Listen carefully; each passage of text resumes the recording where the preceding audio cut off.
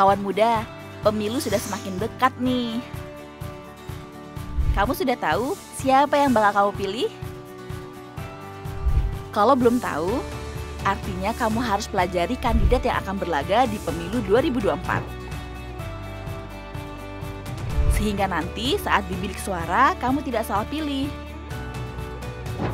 Baik untuk calon legislatif, tingkat pusat dan daerah, ataupun calon presiden dan calon wakil presiden.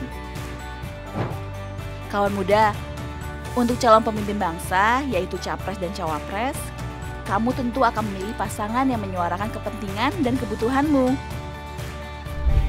Apa boleh kita seegois itu? Boleh dong. Karena untuk apa kita memilih pasangan calon pemimpin yang tidak satu visi dan misi? Tidak juga memperjuangkan kepentingan dan kebutuhan kamu sebagai anak muda, zilenial atau milenial. Apalagi kaum muda, baik milenial dan zilenial adalah pemilih terbesar dalam pemilu mendatang. Lebih dari 56% kawan muda. Jadi wajar dong kalau kebutuhan dan kepentingan kamu diperhatikan. Itu berarti kamu harus betul-betul melihat visi misi serta program kerja dari calon yang akan kamu pilih. Apakah betul nantinya akan memperjuangkan kamu setelah kamu memperjuangkan mereka dalam pemilu? Seperti misalnya nih kawan muda, dalam program kerja pasangan capres dan cawapres, Prabowo Subianto dan Gibran Rakabuming Raka. Banyak loh kebutuhan dan kepentingan kaum muda yang diakomodir.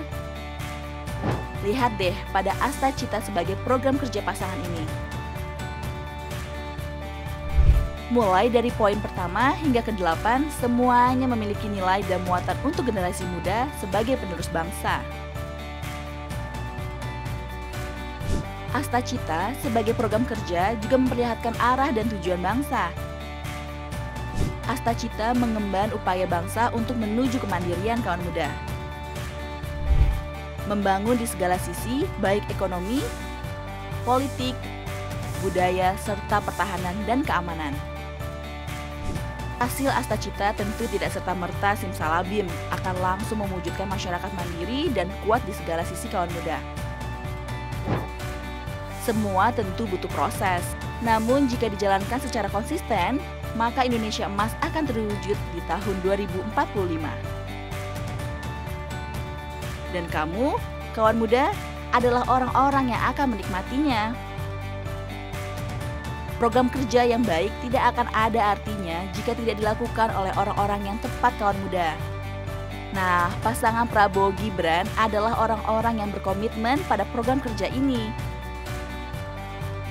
Berkomitmen pada kebutuhan dan keinginan kaum muda yang sesuai dengan cita-cita bangsa. Pak Prabowo mungkin sudah tidak lagi muda, tapi jiwa dan semangatnya tetap bergelora. Beliau sangat tahu apa yang menjadi pemikiran kaum muda. Itu sebabnya program kerja yang digagas memang berorientasi pada kaum muda. Mimpinya adalah Indonesia Emas yang maju. Dengan segala kekayaan alam dan budaya yang digunakan untuk kepentingan masyarakat. Penguatan sumber daya manusia, penguasaan iptek, landasan politik yang diperkuat, industrialisasi dan hilarisasi untuk kemandirian bangsa menjadi jalan ninja untuk mewujudkan cita-cita tersebut. Pak Prabowo tidak sendirian.